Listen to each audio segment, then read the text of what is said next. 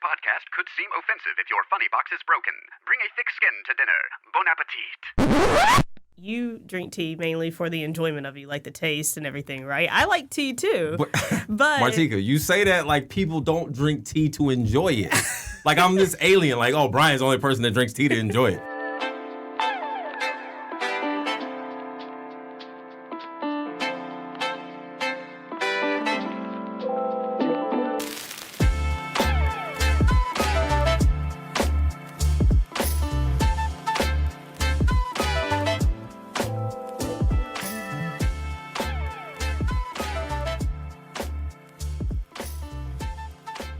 So apparently we do such a bad job of this podcasting thing that we needed a chaperone this episode. As opposed to you and I just doing this on our own, like we had to go get John from the TBCN team to like watch. Shout out to John though, for being the chaperone. I was gonna say, big shout out to John for supporting us and getting us going. So this is the second episode of the TeaPod. Number 2. We did the first one. We made it. I don't think it works. I don't think it works like that, but hopefully it does. Super excited to be here on another week. Obviously, we're a week removed from the first of the year. I know that you're super busy. I'm super busy, but we absolutely had to take time to be able to just talk and catch up and see, now that we're a week older, kind of the lessons learned. Like a week felt like a year, basically, essentially. So we usually start out by talking about what we're drinking. So tell me what you're drinking today. So what I have here is blueberry Rubois. Wait, how do I say that? So I'll be super honest with you. I've never known how to pronounce that. Rubois? Is it? I thought it was Rubra, but then someone told me it was Ruboys. But then I'm like, no, that don't sound right. All right. Well, it's blueberry something, and it's very refreshing. I absolutely love blueberries. So thank you for picking it out. But you love blueberry, like tell me more.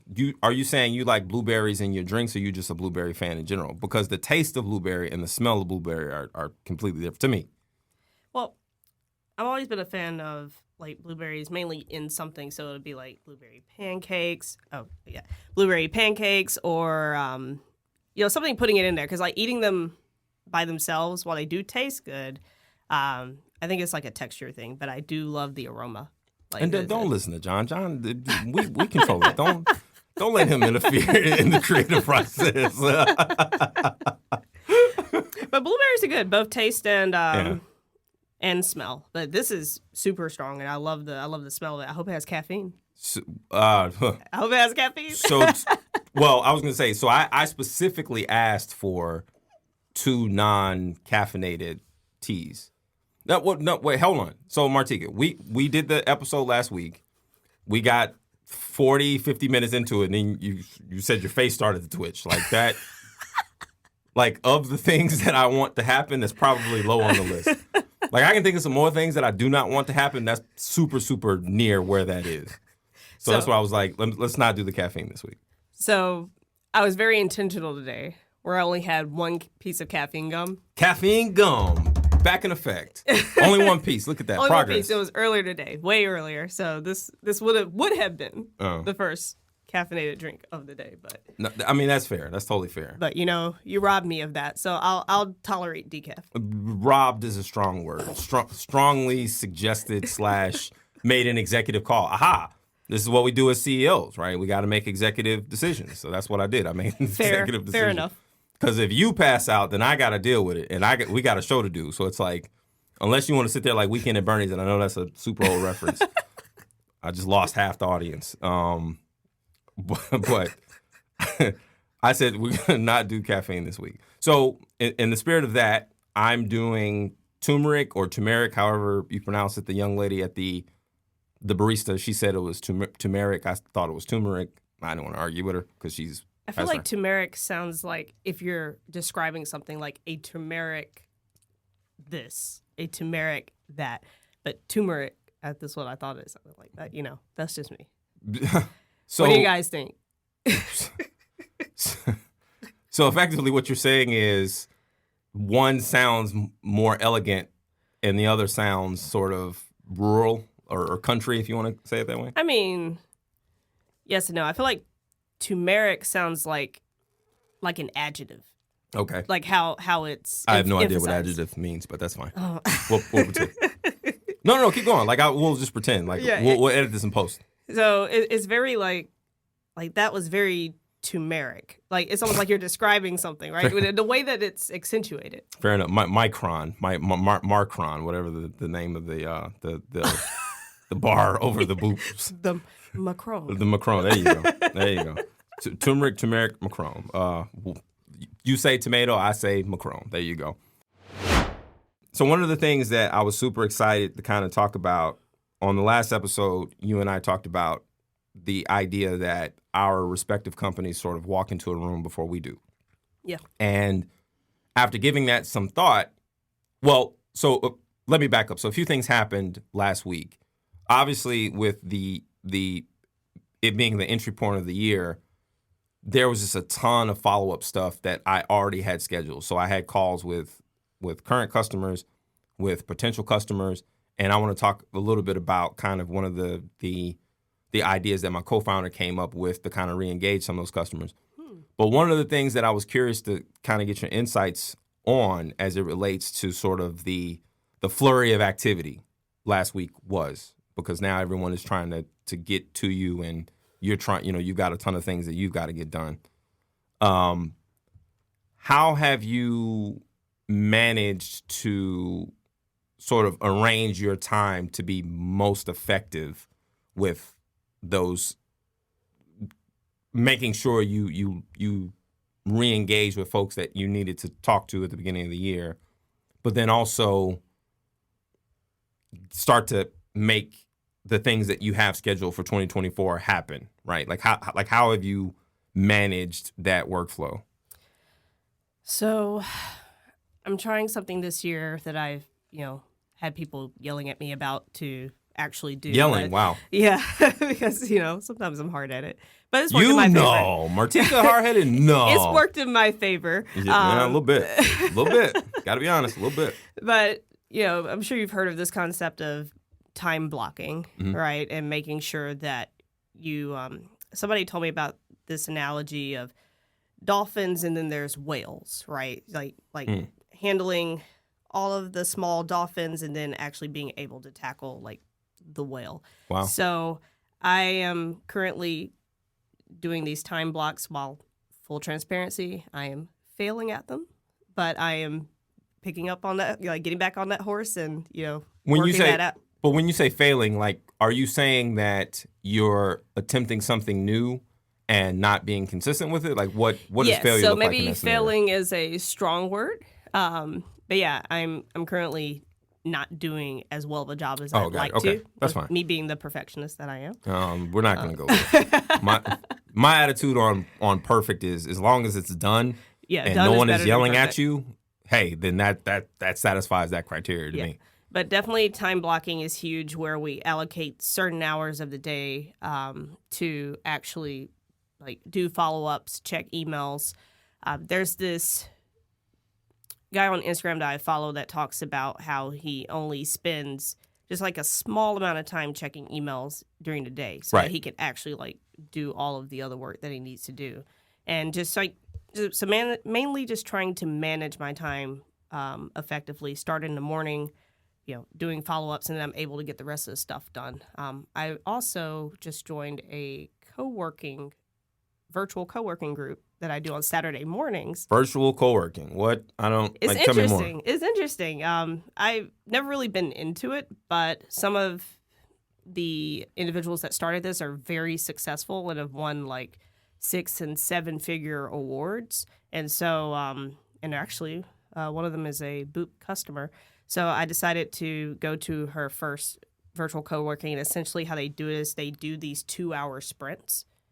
And the goal is to just be in an environment with other people getting stuff done, so you kind of feel that energy of productivity. That makes so much sense. Yeah, so it's because once it's kind of like that whole tribe thing. Once you're like, all right, I want to surround myself with people who are all going to be in the same boat as me, not wanting to do this, not motivated. Right. But we're here for 2 hours. And when those 2 hours are up, cameras come on and we talk about what we got done in those 2 hours. Wow. So it's very accountability. So I tried that out. It happens once a week on Saturday mornings. And it's we got a lot done. And they did that from 9 a.m. to 7 p.m. So you all are literally recapping the actual work. So it's not just, hey, we've committed to working on thing X, and then we're just going to assume that we've completed those things. We're going to then actually talk about it and share those learnings after the session. Yeah, so every time you come in, you have to check in and say in the comments, like the Zoom comments or whatever, here's what I'm working on. And then you have to let them know, did you finish it? Are you almost done with it? Do you need to do another 2-hour sprint? So on and so forth. And then at the end of the day, you comment in the Facebook group, what have you accomplished today? By the way, shout out to Gabby for starting that group. That is amazing. A big shout out to Gabby, because it's funny. So as you were saying that, I'm reading a book called Hidden Potential. I had to look it up because I keep forgetting the title. And I knew the guy, Adam Grant. I knew that was the author, but he's written so many books that I've enjoyed that I forgot which one it was. So with Hidden Potential, he talks about the idea that the act of learning skills and learning abilities is not something that's innate inside of you. That can play a part in it, a natural aptitude. And obviously I know your background being what you would coin to be a musical prodigy, though I don't even know what that is. But I can play the piano. Okay, whoop-de-damn-do. I'm just kidding. But one of the things he talks about is the idea that the way that we think of, in terms of modern thinking, the way that we think of brainstorming sessions as productive, they often are not, because they don't encourage the natural processes that we would employ to vet out ideas. In fact, we kind of stifle them, because there's this level of anxiety that we have when we're in groups, especially when we're tasked specifically with coming up with ideas. Yeah. We then kind of stifle ourselves because we think, oh, well, this isn't a great idea. I'm not going to bring it up. They're going to laugh at me. They're going to think I'm stupid, blah, blah, blah, blah. So the natural anxieties kick in there. So it becomes counterproductive. Whereas when you have group, group planning sessions that happen individually, you go off and create a plan. I go off and create a plan. Once we've ironed out our specific thoughts, then we come together after those respective sessions, and then we share the plan. You tell me what you came up with, I tell you what I came up with, and then we can critique it evenly, as opposed to sitting with each other and then as a group coming up with something. It's like the projects we used to do in school. Yeah. It would always be probably the Martika Joneses of the world that actually did the work, because you strike me as somebody that kissed a lot of butt in school. I'm just saying. Why you gotta say it like that? Because Martika, let's not. Come on now. I know they don't know you like that, but I know you. You strike me as a little bit of an apple polisher. But that's a different story. We can talk about that later on another podcast. He won't believe he won't believe, boy, how much trouble I got into. It was more for the smart aleck.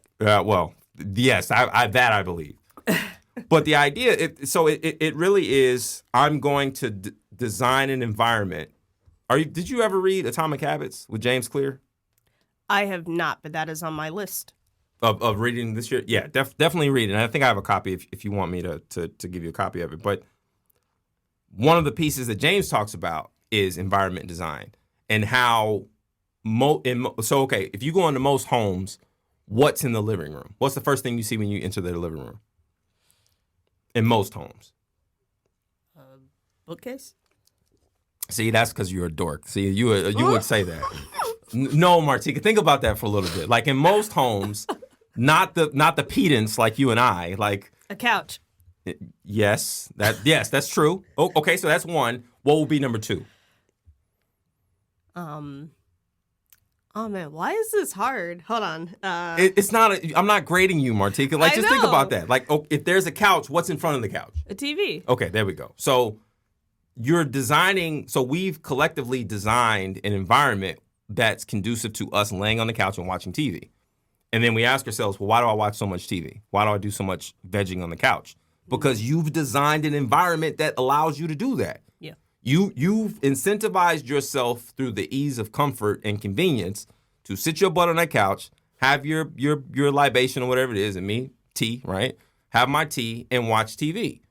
But when I took my TV out of my living room, I didn't watch as much TV at that point, right? So I intentionally designed an environment that was conducive to the life that I wanted.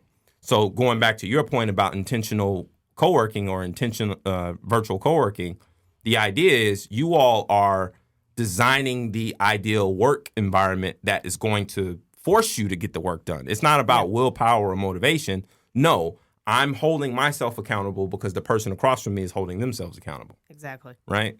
No, that makes a ton of sense. How did you even find out about that? Essentially, I'm in a couple of business groups on Facebook, and one of the TSB winners, for those who don't know, TSB is Traffic Sales and Profit. It's an awesome group that tailors more towards like Black entrepreneurs and helps uplift them. And I've been with them for a couple of years now. Actually, wait a minute, time out. So you've known about this for a couple of years, and you and I are just having this conversation now. I just want to point that out. Like I just want to point out when Brian finds something and he wants to share it, what's the first thing he does? It's like, yo, Martika, I just learned this. I just learned this, Martika. Go look at this. But you hold on to it. Well, now I know. True enough. Yeah, it's been a group that I've been around for a while. Gabby actually, full name Gabriella, but Gabby actually put me onto it. I think we met each other in a group prior to that, but essentially when we first started Boop, before it became Boop, it was another company. It was going by another company name. And wait, Boop had another name? Prior company. Oh, this was a different startup. Yeah. Okay, got it. Yeah, and we got like a huge amount of support. Had our first initial early adopters, and Gabby was one of them. And then when we had to transition and dissolve that company and start a new one, she was one of the few that stuck with it and, and supported us through and through. So, well, she was invested in you at that point. Yeah. She wasn't. I think she couldn't care. I mean, she could care less about the company at that point. She saw something in Martika that she liked, right? Yeah, and she was like, how can we support you? Do you need a place? Do you need people that can support you? And so that's when she told me about the group, and from there I'm like, oh man, this is amazing. So she just recently put out that she was starting that co-working, virtual session, and wanted to see who was all interested. And she got a pretty big tick in that. So there's a lot of us from there. Wow. Yeah, I definitely think I want to try it out because, I mean... I'll invite you to the group. Well, gee, thank you. 2 years later. So magnanimous of you. But I look, I struggle with that. One of my biggest struggles is ever since my co-founder, Nicole Green, shout out to Nicole, ever since she moved back to Texas, she and I, unfortunately haven't been collaborating directly as much as I would want. But the negatives of that have more so been on the sort of the interpersonal side of things, where I feel alone sometimes when we're working. But ironically, our work has actually improved because when she and I were working, like, again, in the same office, we were collaborating, but it was more like she was afraid to give me ideas. I was afraid to give her ideas because we both were trying to, I don't want to say impress each other, but there was a level of, I don't want to say anything stupid that'll let this person really know that I'm really incompetent and not, woefully ill-qualified for my job, right? Yeah.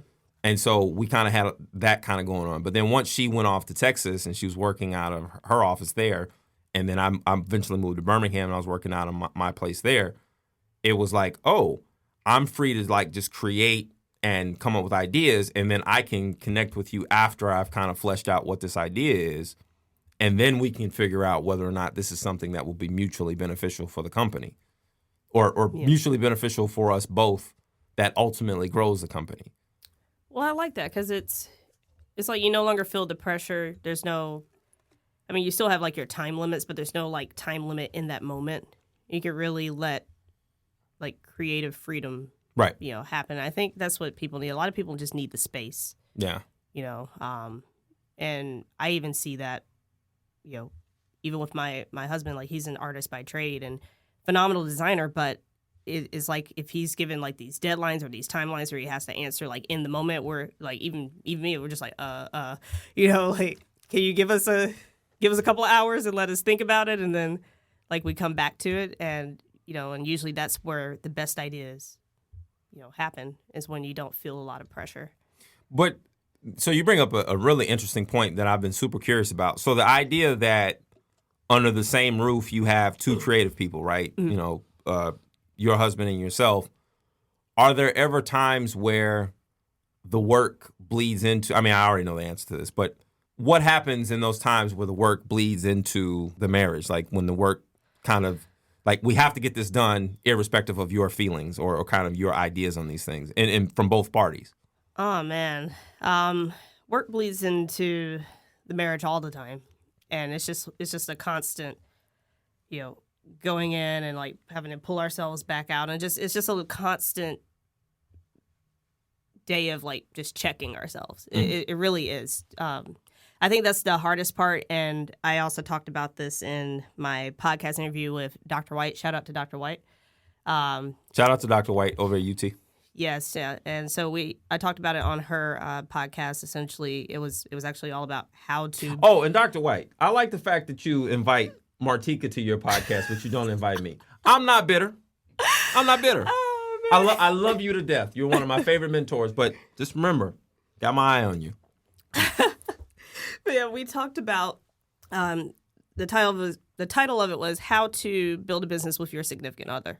So I touched on this a lot. Interesting. Okay. Yeah, I touched on this a lot, where there is definitely a fine line, because we run two companies, and it's almost like every waking moment we do think about work, and so we really have to like block out time or prioritize time where I can make time to be a wife. Yeah. Or make time to be a dog mom, right? Right. And we definitely have to like planning date nights is really a thing. And like having that on your calendar so like nothing else can Wait a minute, interfere. Hold on. Stop. So you actually put the leisure time on your... Well, I guess, actually, that makes sense, because then now you know definitively this is the line of demarcation between Martika, the CEO, and the resource, and Martika, the wife and the loving, partner, spouse. Yeah. Okay. Yeah. That makes sense. Because if not, then we're just going to...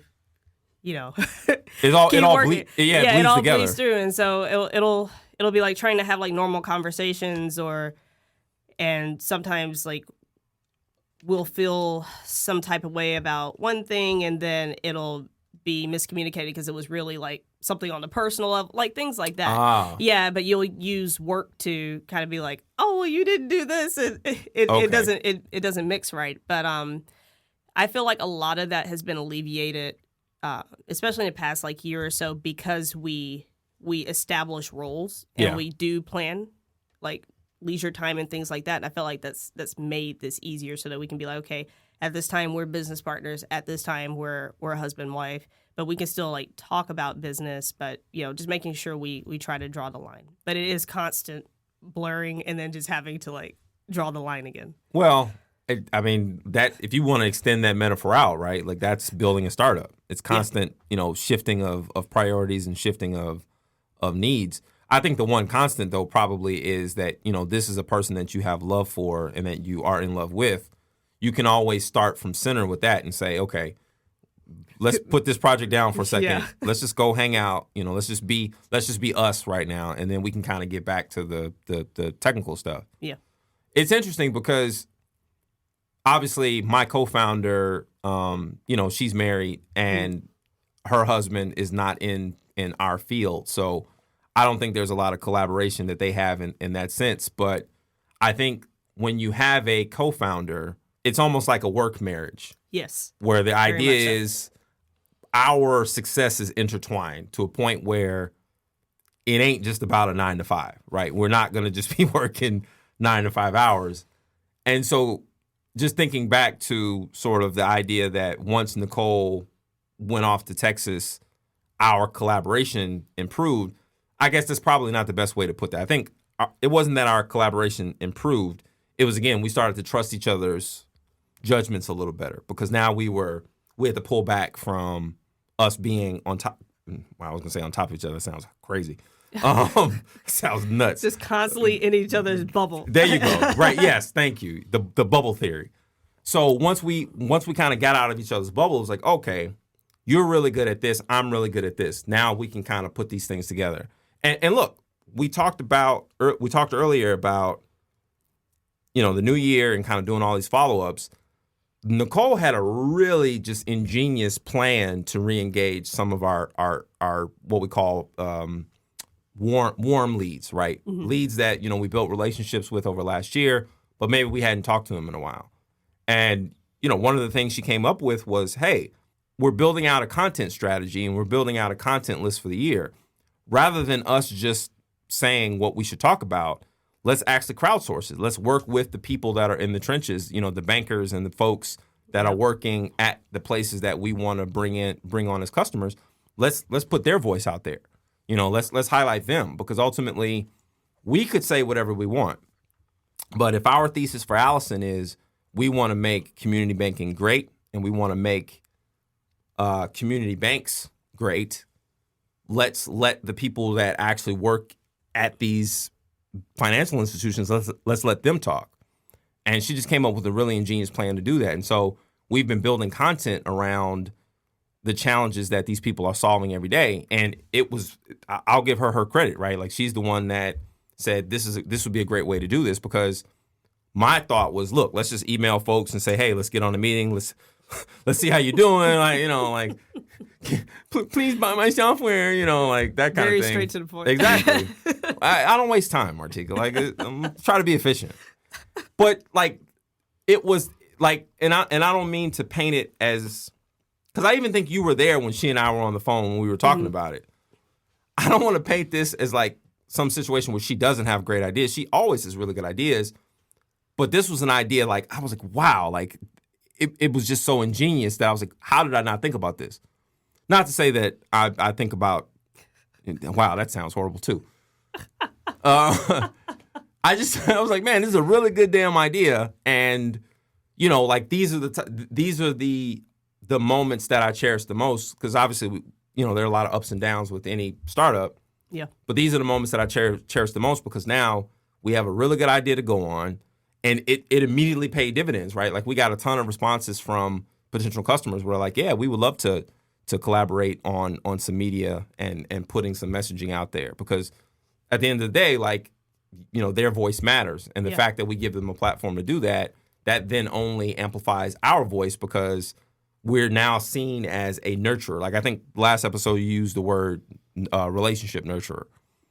That's such a dope phrase to me because I want to be in that business, even if that doesn't necessarily mean that we make a sale on it.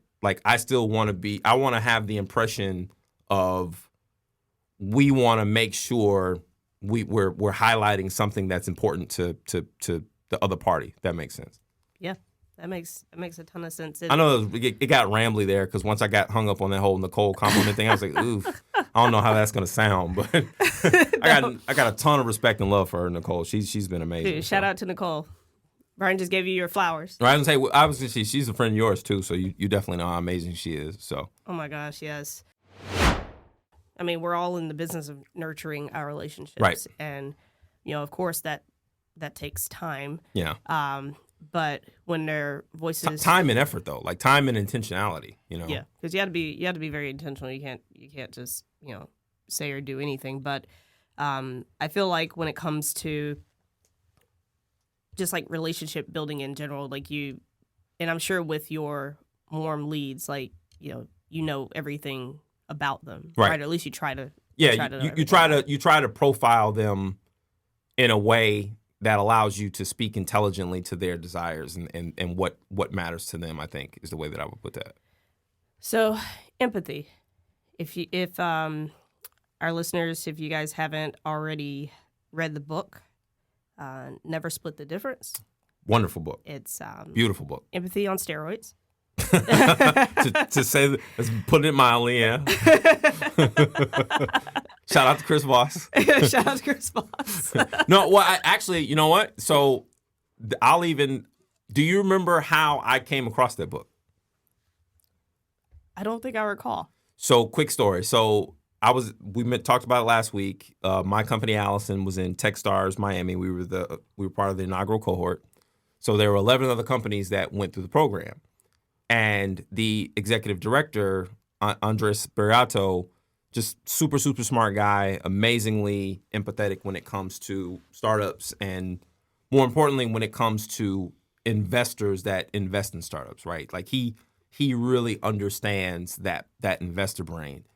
And one of the first conversations he and I had was about Chris Voss's book, Never Split the Difference. And he said, this is going to change your life. And when people say, books or self-help courses, it's going to change your life, I'm always skeptical because human beings are complex, super complex. And one thing making that much of a difference, I haven't seen very much in my life. But that book really kind of changed a lot of the way that I think, both from a professional standpoint and a personal standpoint, because it is talking about empathy, right? Like, it's talking about the ability to see what drives the person that's sitting across from you, because a lot of it comes from Chris's background as an FBI, FBI hostage negotiator. That's a heavy gig, right? Like, that's the heaviest gig. And you think to yourself, like, okay, if this cat can go out and negotiate for proof of life and for lives, I could give this a couple, hours of my time to really understand it from my perspective. Like, when you read it, like, what were some of the things that, like, kind of immediately you attached yourself to? Oh man, so I read it and I also listened to the audiobook. Love audiobooks. The audiobook is absolutely amazing. I think one of the biggest things, other than like the learnings, is the phrase, how can I do that? Wow. Mainly just because I like the audiobook, and the actor or the narrator does a phenomenal job of like just narrating it and just giving. And that's underrated. Like a really good narrator of a book could make or break my enjoyment of it. Exactly. And just the way that he talked about and described the late night DJ voice, and it really honestly helped me kind of like embody like that tone of if I were to actually do negotiations, like not be all like, oh, like, like oh my gosh, how's this gonna go? To like, oh my god, can we get this deal done? To be like, oh, like I'm chill and calm and cool, like I'm coming to the table not desperate. Right, as an equal. Yes. In most cases, you're coming to the table with leverage. Yes, exactly. So, no, it's an amazing book, and I'm actually getting ready to re-listen to it. And I think he has like a workbook or something as well. Yep. Just to start getting, now that we have this fresh platform and we're really going to be going after, like our prospects and things like that, like I want to re-up on those negotiating skills. Do you often reread books, or is it just like the few selected that you're like, man, I really, really want to reread that? Because I got some feedback from a mentor years ago, and I think he ripped it off from somebody, but they always say great artists borrow, amazing artists steal, or something like that. But he essentially told me that rather than being enamored with the idea of reading 100 books, why don't you read 10 that have a larger impact? Yeah. And you just reread them over and over again. And I thought that was such a novel yet amazing idea, because I talk about Atomic Habits all the time. Did I ever tell you that story about how I met James Clear? I don't think so. Okay, all right. So we really have a lot of stories. No. So this is going to be story hour. Just telling random stories. So, so James Clear, author of Atomic Habits, he had a blog for like a decade where he would offer these anecdotes and this data that would support ideas around building good habits. Like good habits are the key to a better life or a more formed life. That's what he would say. So he basically said, all right, well, I'm going to take this blog and the learnings over that decade, and I'm going to write a book. So he starts to write and publish Atomic Habits, which I think was like #1 on New York, on both Amazon and New York Times last year. Nice. So he writes Atomic Habits and he releases it. And I want to say either 2015 or 2016. It was either 2015 or 2016. I think it was 2016. But he's on Twitter. He has a P.O. box where if you want to send him gifts, you can send him gifts. And he mentions he likes Air Jordans. Well, as you know, I'm a Jordan head, right? You went all out. All right. Well, wait a minute. Don't bury the lead. I kind of went all out. Semi all out. So I see the fact that he likes Air Jordan. So I say, you know what? I'm gonna find out what the shoe size of this cat. So I go through his Twitter feed and he says 11.5. So I said, okay, cool. I send him a pair of new Air Jordans that well, he didn't know that I bought them from an outlet, but to him they were new. Or they were new, but like they were like they were discounted. Yeah, they were discounted. But again, free pair of shoes. So I send him a pair of Air Jordans. Inside the shoe, I put my business card, I put my Twitter handle. I can't remember. I didn't put a picture of myself. That would be too weird. But it was something else I put in there. I can't remember what it was. It was like a care package. It was like a shoe care package. Something to that effect. So I send him the shoes to his P.O. box. I want to say like a week later, I get this huge post because I think at that point, Twitter allowed you, or currently known as X, I think they had just started allowing you to do 140 characters. Like before, I think there was a limit. I can't remember what it was. But so he puts a post shouting me out because he's like, hey, I just got these shoes from this guy. He shows a picture of them. And I'm just like, oh my God, like this is so great.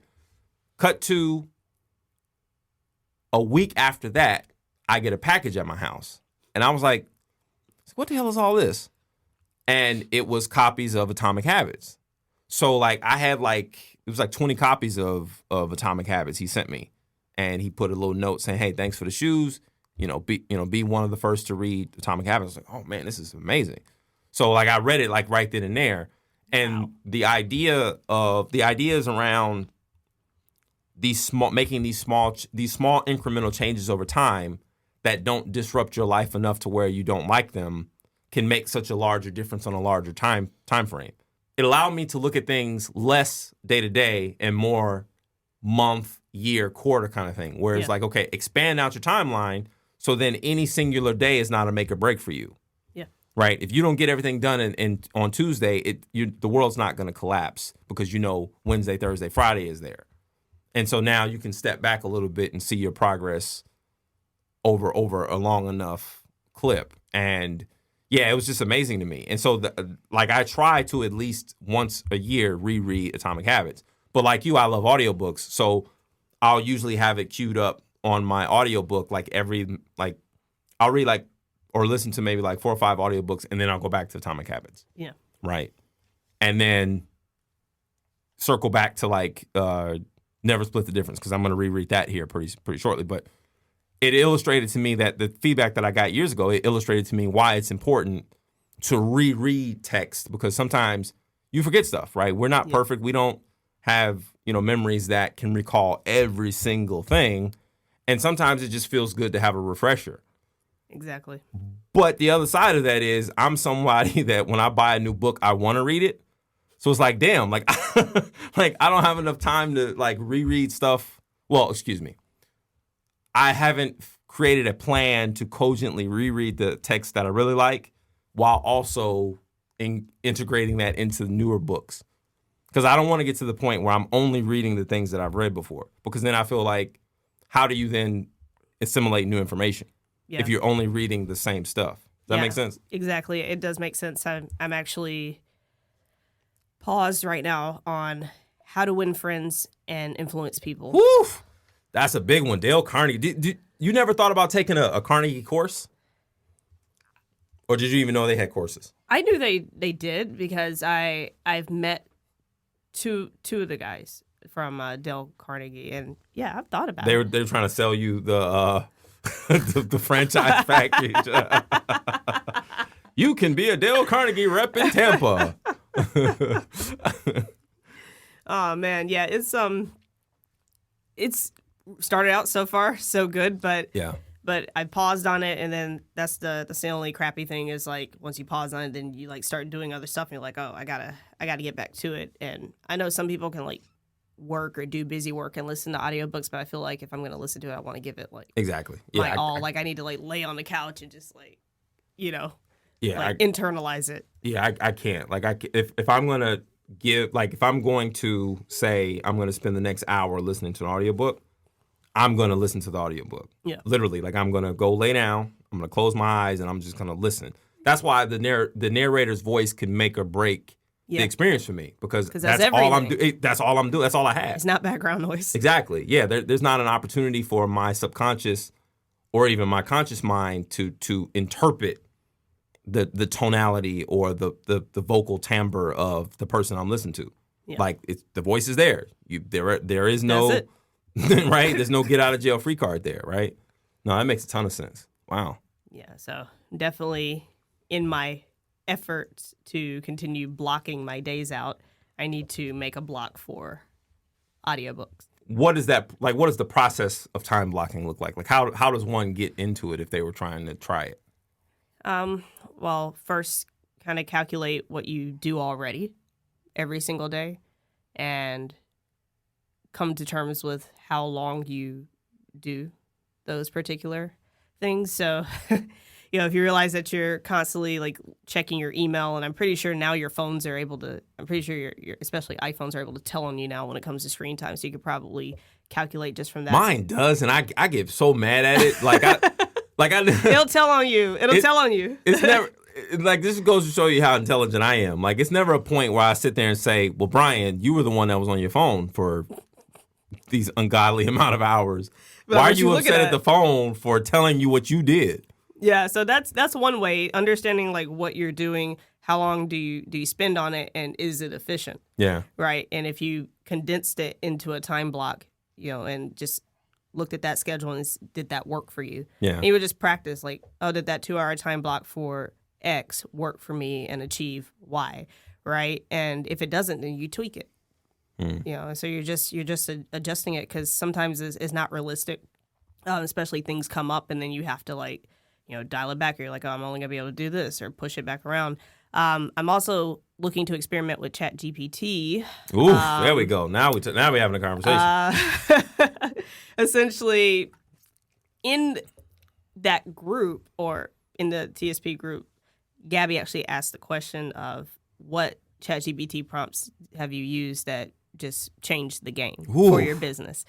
And somebody came in there and threw I have like essentially what they're trying to achieve. Like, I'm trying to achieve X and I have blank percentage of time to do this, or I want to allocate like this percentage of time. Like, here's all the things I need to do.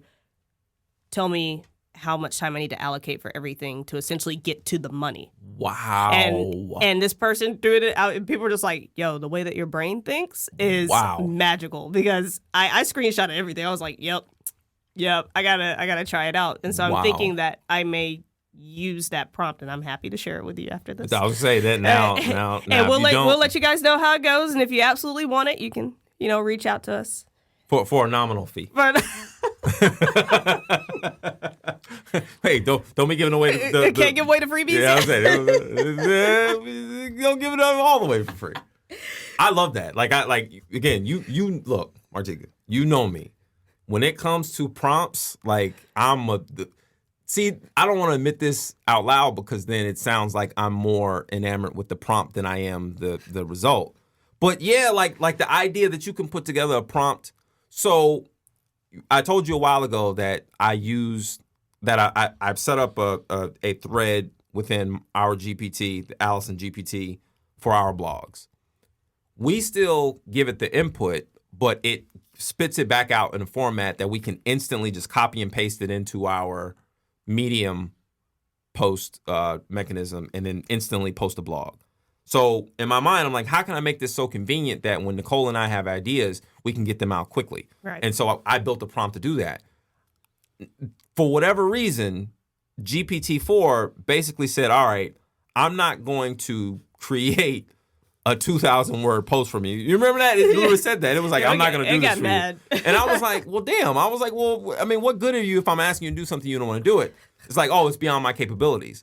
So I had to hack it. So what I did was I created 3 prompts, or three different threads. So on the first thread, I gave it the outline for the blog, right? The second thread, I said, okay, I built this outline for a blog, but I'm having writer's block. So then it gave me a little bit more. I took that and put it in the third thread. I said, hey, I'm having really bad writer's block, but I would love to get some inspiration from you. So You out here just conning GPT, man. So I basically was like, all right, cool. I'll just treat 3 of y'all as 3 separate people and take a little bit from all of you until I get to 2,000 words. Sure enough, after coming back around, I had like an 1,800 word blog post. And then I fed it back to the original one. I said, hey, I've created this. Can you attempt to reword this using the same amount of words? You know what it did? It spit back out to me a 1,700 word blog that just replaced a lot of the syntax that I was using. And I'm like, well, wait a minute. If you can do that, why couldn't you have done this when I asked you the first time? You done broke GPT. Oh my gosh. I was so like, it was just such a surreal thing, but it's situations like the one you described where I'm like, this is why I like this tool. Yeah. This is why this tool is so helpful to me, because I'm at least able to get my thoughts out and at least structure them in a way that makes sense that I could then create something with it. Because I'm in that same boat where it's like I'm always trying to find opportunities to get more efficient, to stop wasting time, right? If this takes me 30 minutes, hey, ChatGPT, here's what I'm doing. Here are the constraints that I have. How would you make this simpler? Yep. And again, it goes back to the idea of collaboration, where it's not really brainstorming. It's me giving this model specific input, and then it's going through the permutations of what that scenario would have on long enough timelines, right? On this timeline, it does this. On this timeline, it does that. But that's all input I can then use to implement to see what works for me. Exactly. And yeah, ChatGPT has been a lifesaver. Yes. No, absolutely. Maybe I shouldn't talk about this, but it's like, you know, that little guy in your head. It's like, Brian, don't talk about that. So I was curious if I could create a thread that effectively acted as, I don't want to say a therapist, because that would be putting it too fine a pin on it. I would say I created a thread to help me work my mental health questions out. How about that? I'll say it that way. So I plugged in a bunch of stuff about me, and then a bunch of, like, I gave it the persona of someone that would have gone to college at an Ivy League school and gotten a degree in psychology. How about that? I'll say it that way. And I will work out like how my feelings. Like I'll work out things that I feel. And I know that logic and feelings are not the same, but it kind of helps me to understand my feelings when I know why they're occurring. Because one of the things that I've committed to in 2024 has been to not take things so personally when it comes to Allison. Because Allison is my baby. You know, I'm absolutely, you know, the father of that child. And when I see other people not see its value, I've been known to sort of internalize that previously. And I want to do less of that. So I feel like a lot of founders do that. Exactly. Like, I mean, I've done that. I feel like sometimes I'm still working on that. You know, somebody says your baby's ugly. And here's the crazy thing. And here's the thing. They don't even have to say the baby's ugly. They could just say, okay, this is not for me. Okay, great. Like, that's fine. But when you purposefully, like, question the value of something, or you say, oh, well, I don't know. It's like, dude, I didn't ask you for that unsolicited feedback. I could have created a GPT bot for that if I wanted to figure out if something was stupid or not. Like, I didn't need that.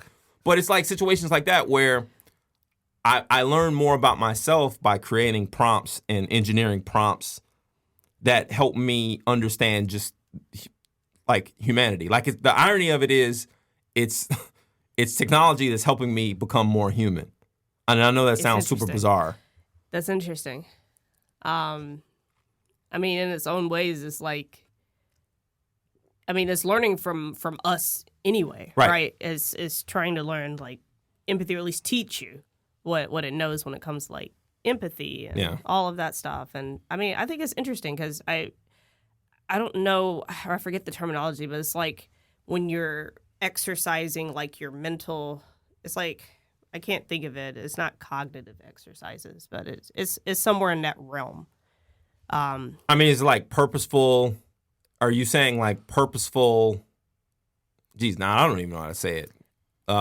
It's somewhere in there. Yeah, something to that effect. Somewhere, we'll figure that out. Some slogan, something. But yeah, like the idea is you're being purposeful, intentional, right? The theme that we come back to when it comes to how your brain is perceiving, like how your brain processes input. Yep. You receive something, you could view that something as negative, you could view it as positive, you could critique it in a way that allows you to then use that to move forward, to do other things, even to go back to never split the difference. You could use it to then negotiate your way into something else, but not sort of giving it the proper attention could then lead to consequences down the road that you didn't kind of foresee because you kind of just let it slide in. It's like death by 1,000 cuts. Yeah. Something to that effect. Yeah, exactly. No, I think that's interesting, and I feel like that's a tough lane and a tough pill to swallow when it comes to being a founder, because you're working so hard every single day, blood, sweat, and tears, right, on this business, and some people kind of see you as like it's just like a project or something, and you're like, no, this is like really it. And I feel like that you constantly have to, whether like you're talking to yourself or you're talking to somebody or even GPT, because I've even seen like videos or animations where like GPT has helped people build up self-esteem and has helped people do certain things, and maybe they don't get that type of like affirmation or things like that from family members or things like that. And I think in a way, while in some ways people may think that it's scary, but it could just ultimately help like the overall sentiment if you're going in with like good intentions. Right. Yeah. If the intentions are if your intentions are sincere, the output should match. It's not guaranteed, but the output. There is room for error. That's right. I want to be clear. Like it's ain't an exact science, but the output should match the intention. Yeah. And I've always been a process over result person. I mean, that's kind of waning these days just because it's so damn hard what we do. But I agree. Like, I think if you go into it with good intentions, it should have something on the back end that should result in something positive. Exactly. So if y'all haven't used ChatGPT yet for business or personal or anything, then you should definitely start using it to streamline everything this year. Everything, jeez. Everything. Streamline everything. Well, again, one of those, Brian, don't talk about this. Look, so I've been on I won't say journey. I've been more intentional with my eating habits. So I got off of processed food last summer. And I was concerned because I'm like, well, what the heck am I going to eat? Because obviously we travel a lot for business. And so I had GPT give me a bunch of recipes. I said, here are the foods that I can eat. Give me something to do with this. And it would give me back these really dope recipes. Like I make a really good batch of brownies. They're brownies, but they're almond flour and no sugar. And almond flour is legit. No, it is. It's super legit, especially the organic kind. And so it's almond flour, sweet potatoes, dates, bananas. It's like a banana bread, but it's a brownie because I put in the 100% cacao powder, and that's something that I'll eat as a dessert or if I want to treat myself to a snack. Good. No, it's legit. Like especially with some almond milk, some cold almond, man. I heard ChatGPT comes up with some banger recipes, man. But I haven't tried it myself. I'm being honest. So when I say I need to make sure that streamlining food also That's comes into play. Well, you talk about streamlining food. So I got here cinnamon plum tea. So the place that I got these teas from, they sell like these exotic teas. And when I saw this, I thought of you. I was like, cinnamon plum. And I smelled it. And I mean, this stuff smells amazing. Like, I don't know if you've ever had it, but that's legit. Like, see? Yeah, that's legit. Snap. That is legit. That was good. Yeah. So this is going to be, so we talked last week about morning routines, and I use my tea as an opportunity to be self-reflective and to, perform self-care. So tomorrow when I get up and after I work out, I do all my morning stuff, this is what I'm going to steep. I'm going to steep some of the cinnamon tea. And of course, I'll blow your phone up telling you, "Oh man, Martika, how amazing it is!" Yeah, this is great. Or I mean, if it doesn't taste good, I can be like, "Oh, well, stay away from the plum tea." So, like how you say, you use tea as part of your routine of morning reflections. I'm assuming that you think that I'm using the tea just to, get hopped off on caffeine. Well, I did kind of admit that low key. Well, I mean, no. I mean, when you eat it as a gum, Martika, then at that point, you may have an issue. So I have a very utilitarian approach to this. Thank you. Utilitarian. That's hilarious. Well, I was gonna say I got the utilitarian countdown from Mr. Grumpy over here. He's I like John. John's a good person.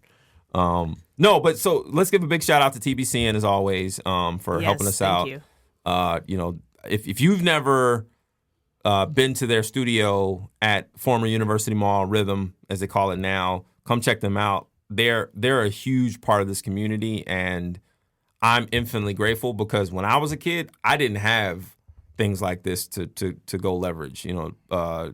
Organizations that were helping kids get into audio, helping kids get into video. Like that's. Like I would have that didn't exist. Right, exactly. Like I had to kind of get it on my own. We went and stole a camp. Let me slow down. Sorry. So that's the TeaPod with Martika and Brian. And yeah, second episode. Look at us being consistent. We made it. Being consistent. Hey. No, this is great. So it's good talking to you. Hopefully we talk again soon. All right. Peace out.